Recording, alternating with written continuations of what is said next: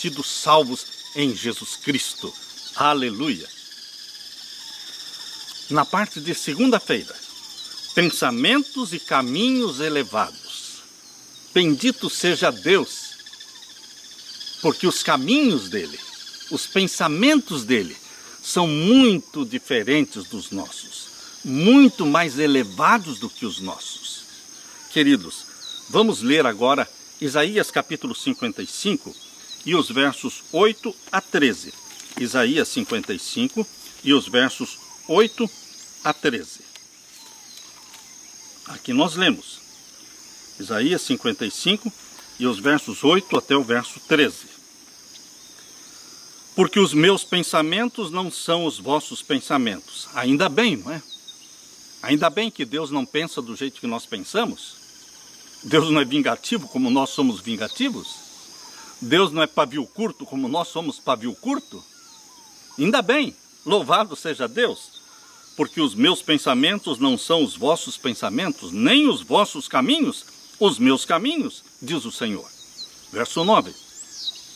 Porque assim como os céus são mais altos do que a terra, assim são os meus caminhos mais altos do que os vossos caminhos, e os meus pensamentos mais altos do que os vossos pensamentos.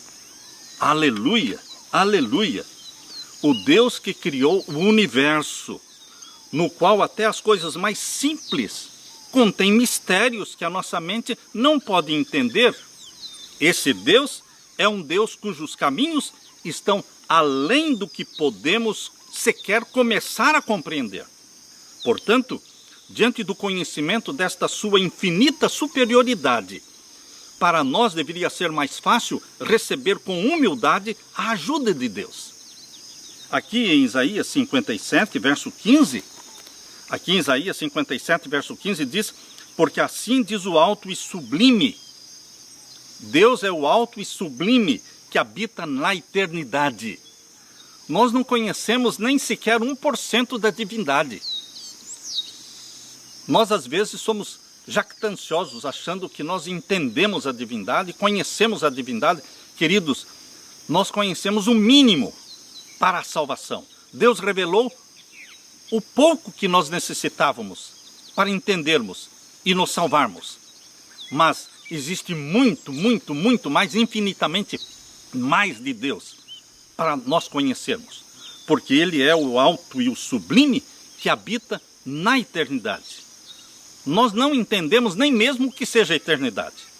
A nossa mente finita nem consegue abarcar o conceito de eternidade. O que é eternidade? Nossa mente não alcança isso.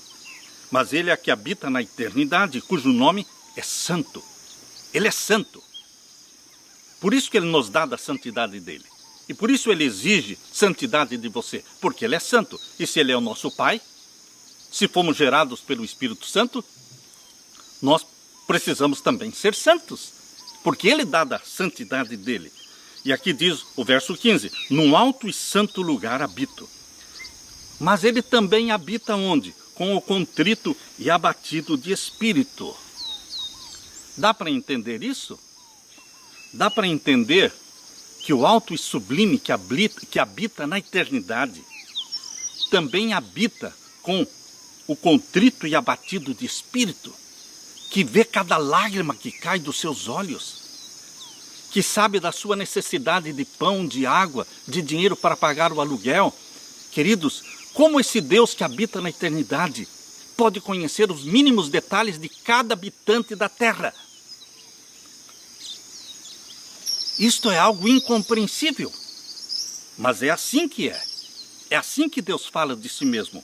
Eu habito com o contrito e abatido de espírito para vivificar o espírito dos abatidos e para vivificar o coração dos contritos. É esse o nosso Deus.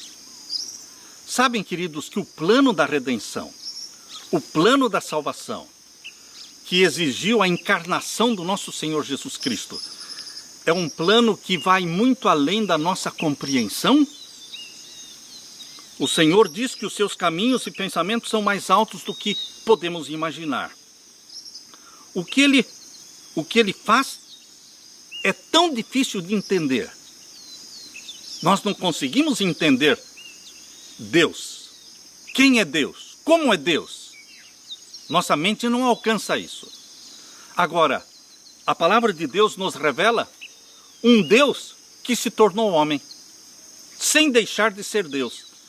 Aí então fica mais complicado para você e para mim, porque nós não entendemos nem mesmo quem é Deus e como é Deus.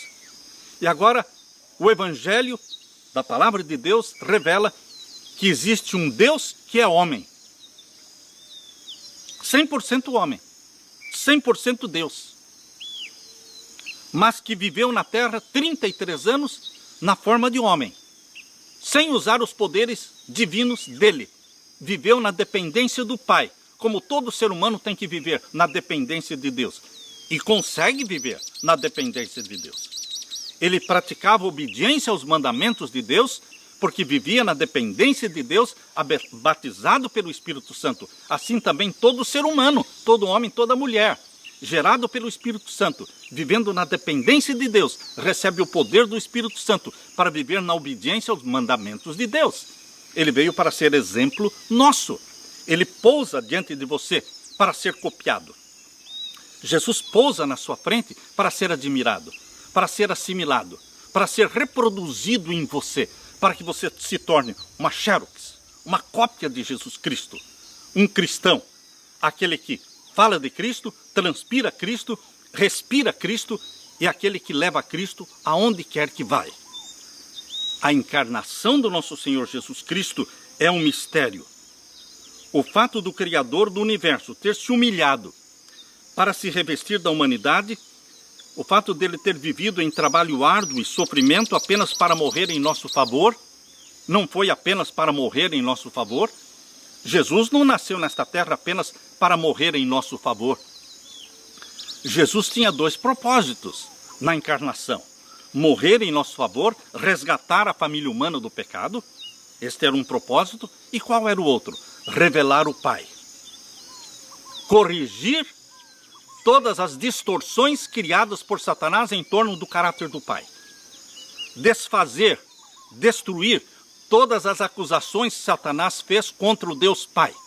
Jesus Cristo veio para revelar o Pai, para mostrar que o Pai não era arbitrário, não era ruim, não era vingativo, mas que o Pai é misericórdia, é bondade, é perdão. Por isso Jesus Cristo alimentava os famintos, para mostrar que o Pai, ele estava fazendo as obras do Pai.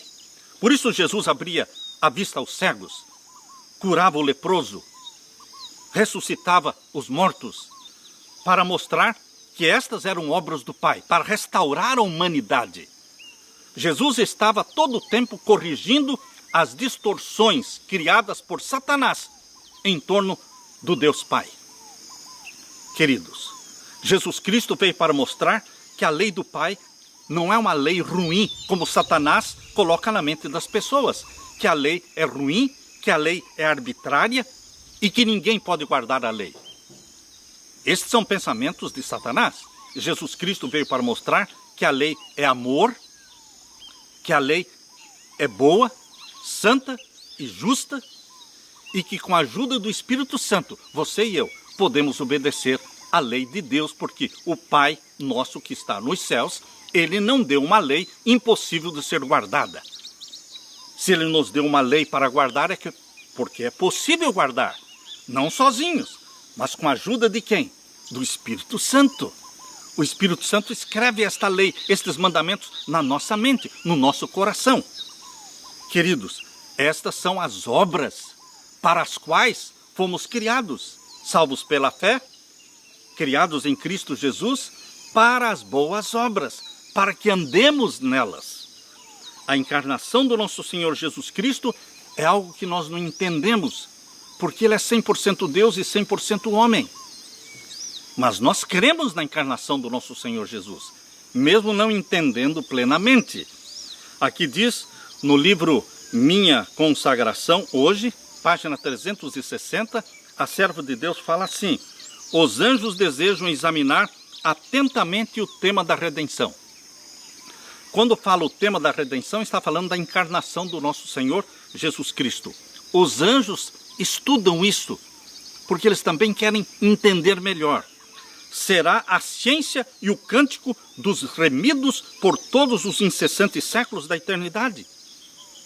Durante toda a eternidade nós estaremos estudando a ciência da salvação, o plano da redenção, a encarnação do nosso Senhor Jesus.